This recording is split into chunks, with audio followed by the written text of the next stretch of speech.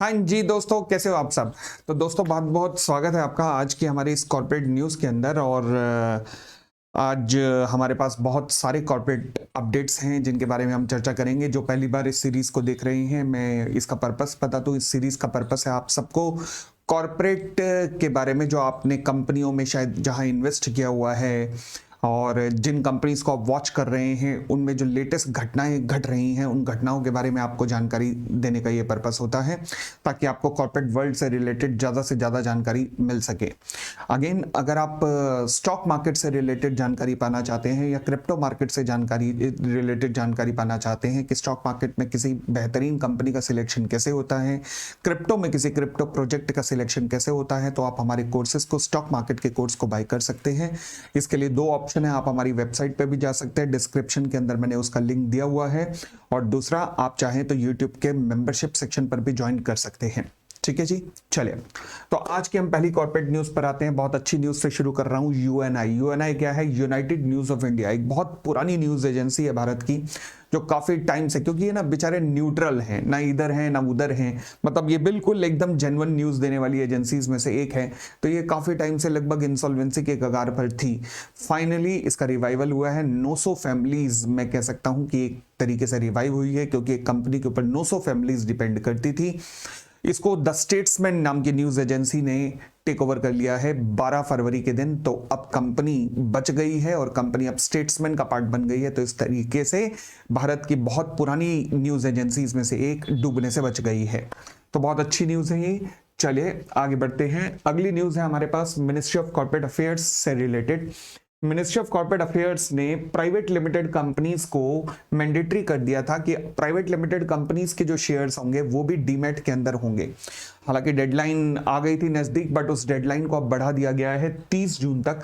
यानी कि 30 जून तक सभी की सभी प्राइवेट लिमिटेड कंपनी, क्योंकि अभी तक डीमैट में हम जानते थे किसके शेयर्स होते थे, लिस्टेड कंपनीज के। फिर मिनिस्ट्री ऑफ कॉर्पोरेट अफेयर ने स्टेप नंबर 2 के अंदर अनलिस्टेड पब्लिक कंपनीज को कह दिया। फिर स्टेप नंबर 3 के अंदर प्राइवेट कंपनीज को भी कह दिया था। फिर अब प्राइवेट कंपनी की जो डेडलाइन है उसे बढ़ाकर 30 जून 2025 कर दिया गया। यानी कि 30 जून 2025 तक सभी की सभी प्राइवेट लिमिटेड कंपनियां, केवल एक तरीके की प्राइवेट लिमिटेड कंपनियों को छोड़कर, जिन्हें हम स्मॉल प्राइवेट लिमिटेड कंपनी कहते हैं, मतलब जिनकी पेडअप कैपिटल 4 करोड़ तक, जिनकी टर्नओवर 40 करोड़ तक होती है, उनको छोड़कर बाकी सभी की सभी प्राइवेट लिमिटेड कंपनियों को 30 जून तक अपने सभी के सभी शेयर्स को कन्वर्ट करना पड़ेगा। किस में कन्वर्ट करना पड़ेगा? डीमैट के अंदर। यानी कि अब फिजिकल शेयर्स नहीं रहेंगे, अब केवल डीमैट ही चलेगा। अच्छा, अगली न्यूज आती है हमारी गो फर्स्ट एयरलाइंस को लेकर। मैं इस एयरलाइंस की न्यूज कई बार कवर कर चुका हूं। गो फर्स्ट एयरलाइंस हमारी एक अच्छी खासी एयरलाइन, तीसरे नंबर की एयरलाइंस होती थी इंडिगो के बाद और विस्तारा के बाद, जो कि डूब गई और कहीं ना कहीं सरवाइव नहीं कर पाई इस एयरलाइन इंडस्ट्री को। बट फिलहाल जब गो फर्स्ट एयरलाइन अभी जब इंसॉल्वेंसी के अंदर चली गई और इसका लिक्विडेशन ऑर्डर हो गया है, उसी टाइम जैसे आपने सुना होगा मेक माई ट्रिप, तो मेक माई ट्रिप जैसी एक और कंपनी है ईज माई ट्रिप, आपने शायद सुना हो। तो ईज माई ट्रिप के जो कंपनी के जो मैनेजिंग डायरेक्टर हैं, उन्हीं की एक कंपनी है बिजी बी। अब बिजी बी ने कहा है कोर्ट में जाकर कि सर आप इसे लिक्विडेट करोगे तो मिलेगा क्या? कुछ भी नहीं किसी को मिलेगा, हमें दे दो, हम इस कंपनी को टेक ओवर करने के लिए तैयार हैं। तो यानी कि यहां पर कंपनी का दोबारा से अब रिवाइवल होने की पॉसिबिलिटी है। शायद ये एयरलाइंस डूबने से बच जाए और बिजी बी एयरवेज जो है वो शायद इसे बचा ले। तो देखते हैं, शायद गो फर्स्ट एयरलाइंस, जिसकी संभावना थी कि लिक्विडेशन में जाकर खत्म हो जाएगा, इतिहास बन जाएगा, शायद वो इतिहास बनने से बच जाए। चलो जी, देखते हैं। इसके ऊपर मैं आपको अपडेट करता रहूंगा कि क्या चेंजेस होने वाले हैं। और अगली न्यूज है हमारी बायजूस के ऊपर। तो सबसे लास्ट में आता हूं। अब मैं एक विदेशी पंगा दिखाता हूं। सैम ऑल्टमैन, नाम सुना होगा आपने, सैम ऑल्टमैन। ये वो भाई साहब हैं जिन्होंने चैट जीपीटी इंट्रोड्यूस किया। ओपन एआई इनकी कंपनी है और इन्होंने कहा था कि भारत और एआई दोनों में जमीन आसमान का फर्क है। मतलब भारत के लिए ओपन, भारत के लिए जो एआई टेक्नोलॉजी है वो भारतवासियों के लिए नहीं है। ये और बात है कि इसने फिर बाद में स्टेटमेंट पलट दी कि नहीं नहीं नहीं, भारत वाले तो बड़े टैलेंटेड हैं, भारत वालों के लिए बिल्कुल है, क्योंकि इसे बिजनेस चाहिए था ना। यहाँ से चैट जीपीटी हम भारतवासी बंद कर दें अगर यूज करना, तो ये सड़क पे ना आ जाएं लोग। तो फिर अब हमारे यूज किए गए इंटरनेट से ही तो इनकी रोटियां चलती हैं, बट सुनाते भी हमें ही हैं। फिलहाल अब हुआ क्या, पंगा ग्लोबल लेवल पे चल रहा है। ट्रंप ने एक ऑफर दिया इसे, किसे, इस ऑल्टमैन को, सैम ऑल्टमैन को, कि भैया एक काम कर, $97.4 बिलियन मुझसे ले और तू एक काम कर, अपना ओपन एआई मुझे भेज दे। अब हुआ क्या था कि ये दोनों ना को फाउंडर थे, एलन मस्क और सैम ऑल्टमैन, इन्होंने दोनों ने मिलकर ओपन एआई बनाया था, बट बाद में दोनों की बनी नहीं, तो फिर एलन मस्क अलग हो गए और उन्होंने फिर अपना टेस्ला वगैरह खोला, फिर उसके बाद ट्विटर को टेक ओवर किया। तो इन्होंने कहा $97.4 बिलियन में मुझे भेज दे। अब सैम ऑल्टमैन ने कहा एक काम कर, तेरा तो ऑफर मैं स्वीकार नहीं करता, तू एक काम कर, मुझे 9.74 बिलियन में, वो कह रहे 97.4, सैम ऑल्टमैन कह रहे 9.74 बिलियन में ट्विटर मुझे भेज दे। अब यहां तो भाई भारत में तो हम जंग कई बार एंजॉय करते करते विदेशों की जंग भी अब एंजॉय करो। एक्चुअल में लड़ाई पता किस बात को है इन दोनों के बीच में, इन दोनों के बीच में इस टाइम पंगा है चाइना के टिकटॉक को टेक ओवर करने को लेकर। सैम ऑल्टमैन चाह रहा है कि भाई टिकटॉक मुझे मिले, एलन मस्क चाह रहा है कि मुझे मिले। एलन मस्क के पीछे सपोर्ट ट्रंप का भी है, क्योंकि इस बार ट्रंप को जिताने में सबसे बड़ी भूमिका जो रही है वो एलन मस्क के ट्विटर की रही है। अगर इनके पास ये भी आ जाए, टिकटॉक भी आ जाए जो चाइना का है, और चाइना का सबसे ज्यादा टिकटॉक जो है वो यूज किया जाता है इंडोनेशिया में और उसके बाद यूएसए में, तो फिर सोने पे सुहागा हो जाएगा। तो ट्रंप की भी बैकिंग है, एलन मस्क भी इन्वॉल्व है। अब देखते हैं कि इन दोनों की जंग में जीतेगा कौन, बट फिलहाल ऑल्टमैन ने ये ऑफर तो ठुकरा दिया और कहा कि तू मुझे अपना एक्स भेज दे, ट्विटर भेज दे। वाओ, चलो जी देखते हैं, इनकी खबरों पे भी हम ध्यान रखेंगे थोड़ा कि ये क्या कर रहे हैं ये दोनों हमारे पपलू टपलू। फिलहाल गो लैंडर की न्यूज हो गई, गो एयरलाइंस की हो गई, एनसीएलटी, अच्छा बायजूस की न्यूज रह गई है। आइए जी, बायजूस की न्यूज से पहले एक और न्यूज थी हमारी, सैम ऑल्टमैन, अब लो जी बायजूस की ही रह गई है। आइए बायजूस पे ही आते हैं। बायजूस भैया, इसके तो वो है ना कहावत की, ये दुख काहे खत्म नहीं होता यार, तो बस ये वही है, बायजूस के ऊपर ही लग रहा है किसी ने कहा है। मैं थोड़ी सी रूपरेखा दोबारा बांध देता हूं, जो पहली बार सुन रहे होंगे। हुआ क्या कि कहानी तब से शुरू हुई जब बीसीसीआई में आईपीएल के प्लेयर्स ने बायजूस नाम की जर्सी पहनी थी, तो बायजूस को इस एडवर्टाइजमेंट के लिए बीसीसीआई को पैसे देने थे, तो बायजूस ने वो पैसे नहीं दिए। बीसीसीआई ने बायजूस के खिलाफ कोर्ट में पिटीशन फाइल की और कहा कि ये पैसे नहीं दे रहा तो इसे इंसॉल्वेंट करवाओ जी, ताकि पैसे दिलवाओ मुझे। अब अभी तक लग रहा था भारत की दो कंपनियां हैं, आपस में फ्रेंडली मैच चल रहा था, ऐसे लग रहा था कि बीसीसीआई कह रहा है कि हाँ जी मुझे पैसे दिलवाओ, बायजूस कह रहा था दे देंगे दे देंगे। अब बीसीसीआई की एप्लीकेशन को एक्सेप्ट कर लिया गया, बट जो बीसीसीआई ने नहीं सोचा था वो हो गया। वो क्या कि बीसीसीआई ने कोई लोन तो दिया नहीं था बायजूस को, तो कानून के अंदर बीसीसीआई को जो टैग मिलता है वो मिलता है ऑपरेशनल क्रेडिटर का। परंतु जैसे ही कोई कंपनी इंसॉल्वेंसी में जाती है, सारे अधिकार आते हैं फाइनेंशियल क्रेडिटर के पास, जो जिसने कि लोन दिया होता है। अब क्या हुआ, जैसे ही बायजूस की एप्लीकेशन एक्सेप्ट हुई, बायजूस की इंसॉल्वेंसी की जो कि बीसीसीआई ने फाइल की थी, अब कमिटी बननी थी एक फाइनेंशियल क्रेडिटर की, यानी कि जिन्होंने लोन दिया हुआ था, उसमें सबको हटा दिया गया, केवल एक क्रेडिटर का नाम लिखा गया ताकि बीसीसीआई उसके थ्रू सारा कुछ प्रोसेस को चला सके और बायजूस से पैसा निकलवा सके।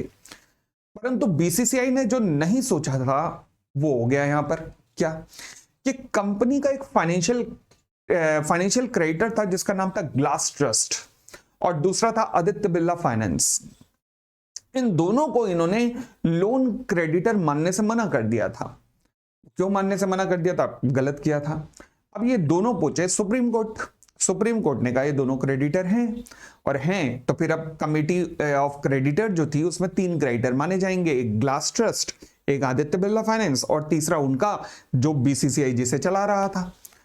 अब भाई साहब बीसीसीआई की जो सारा प्लान होगा वो सारा धरा का धरा रह गया कि ये हुआ क्या, अब क्या किया जाए। तो भैया ये एप्लीकेशन, ये केस लड़ा गया कि ग्लास ट्रस्ट को हटाओ, ये क्रेडिटर नहीं है, बट वो केस ग्लास ट्रस्ट जीत गया और कोर्ट ने कहा कि ग्लास ट्रस्ट क्रेडिटर है।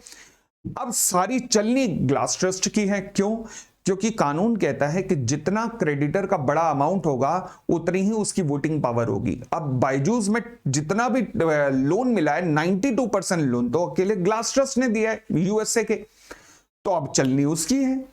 अब बीसीसीआई ने कहा भाई ये तो हम फंस गए, अब क्या करें।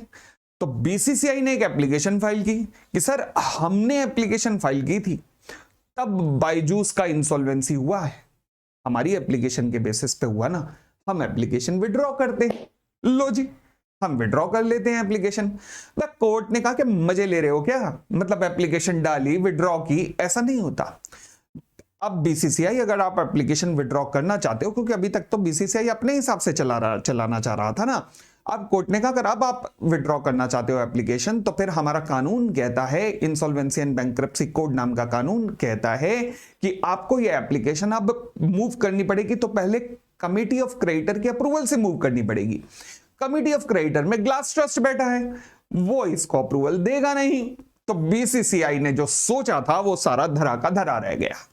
तो यानी कि कोर्ट ने कह दिया है कि सीओसी डिसाइड करेगी कि जो बायजूस की सेटलमेंट की एप्लीकेशन है, जो सेटलमेंट हुआ है, बायजूस ने जो ऑफर किया बीसीसीआई को कि चल भाई सेटलमेंट कर लेते हैं, और जिसके बेसिस पे बीसीसीआई ने कहा अपनी एप्लीकेशन विड्रॉ कर लेते हैं, अब कमिटी ऑफ क्रेडिटर डिसाइड करेगी कि ये एप्लीकेशन विड्रॉ हो या नहीं हो। कमिटी ऑफ क्रेडिटर में कौन बैठा है? Glass trust. ग्लास ट्रस्ट का 92% लोन मिला नहीं है, तो फिर होगा क्या, ये एप्लीकेशन विड्रॉ करने ही नहीं देंगे वो लोग। तो इसका मतलब फंस गया मामला, बायजूस भी फंस गया अब इसमें और बीसीसीआई भी फंस गया। बीसीसीआई फंस गया इसलिए क्योंकि उसे पैसा जल्दी मिल सकता था अगर वो इंसॉल्वेंसी की पिटीशन ना फाइल करते, वैसे ही सेटलमेंट कर लेते। बायजूस इसलिए फंस गया क्योंकि बायजूस बीसीसीआई से सेटलमेंट कर लेता तो ठीक है, आपस में थोड़ा बहुत सेटलमेंट कर लेते और इंसॉल्वेंसी से बच जाते, बट अब बेटा ग्लास ट्रस्ट तो पूरा निचोड़ के छोड़ेगा, एक एक रुपया अपना इंटरेस्ट समेत रिकवर करेगा, क्योंकि वो तुम्हारे मामे के लड़के नहीं है, वो यहां पर जो तुम्हारा ग्राउंड लेवल पे, होम ग्राउंड पे जो तुम्हारा मैच चल रहा था आपस में दो रणजी टीमों का, वो इंटरनेशनल मैच हो चुका है, समझे। तो यहां पर अच्छा, और अब देखो पंगे यहीं पे खत्म नहीं होते, पंगे और भी हैं। बायजूस के अंदर कुछ माइनॉरिटी शेयर होल्डर हैं। अब वो माइनॉरिटी शेयर होल्डर्स में आते हैं आकाश जिसे कि रिसेंटली बायजूस ने टेक ओवर किया, फिर ब्लैकस्टोन, मणिपाल ग्रुप, उन्होंने कहा है जी ग्लास ट्रस्ट को हटाओ। अब यहां एक और नया पंगा शुरू हो गया है कि ग्लास ट्रस्ट अगर आ गया तो फिर भाई जैसे ही कंपनी इंसॉल्वेंट होती है ना, तो कंपनी के सारे कार्यक्रम पर, सारे जितनी भी एक्टिविटीज होती है उसके ऊपर कंट्रोल जो है कमिटी ऑफ क्रेडिटर का आ जाता है। और कमिटी ऑफ क्रेडिटर में उसका हक सबसे ज्यादा होता है जिसका सबसे ज्यादा वोटिंग शेयर होते हैं, और वोटिंग शेयर उसके ज्यादा होते हैं जिसने सबसे ज्यादा लोन दिया होता है। तो कहानी समझ गए, तो सबसे ज्यादा अधिकार किसका है? ग्लास ट्रस्ट का। इन्होंने कहा है भाई साहब ग्लास ट्रस्ट जो है हमारे अधिकारों को प्रभावित कर रहा है, हम माइनॉरिटी शेयर होल्डर हैं, मतलब हम छोटे छोटे शेयर होल्डर हैं, हमारे हितों की रक्षा के लिए कंपनी लॉ में भारत में प्रावधान है कि हमारे हितों की रक्षा की जाएगी, तो हमारे हितों की रक्षा की जाए, ग्लास ट्रस्ट से हमें बचाया जाए। अब ये कोर्ट में एप्लीकेशन फाइल हुई है, देखते हैं कोर्ट आगे इस पर क्या डिसीजन लेता है कि ग्लास ट्रस्ट इनके अधिकारों का हनन कर रहा है या नहीं कर रहा।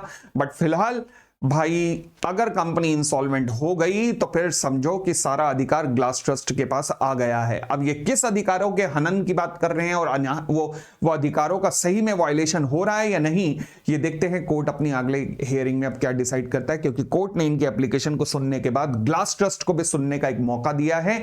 अब दोनों की सुनवाई सुनने के बाद ही कोर्ट जो भी कहेगा, फैसला कहेगा, वो इसी हफ्ते आने की संभावना है। तो ये थी दोस्तों हमारी आज की कॉर्पोरेट न्यूज़, एंड यही न्यूज़ रेगुलर चालू रहेगी, हर दूसरे दिन आया करेगी। एंड उम्मीद करता हूं कि आपको ये न्यूज़ पसंद आ रही है और इससे आपकी नॉलेज अपडेट भी हो रहा है। तो प्लीज़ अगर ऐसा हो तो कंजूसी छोड़ो, क्योंकि श्री कृष्ण ने कहा है गीता के अंदर कि क्या लेके आए थे क्या लेके जाना है। तो इसलिए इस वीडियो को एक लाइक दे देना। धन्यवाद।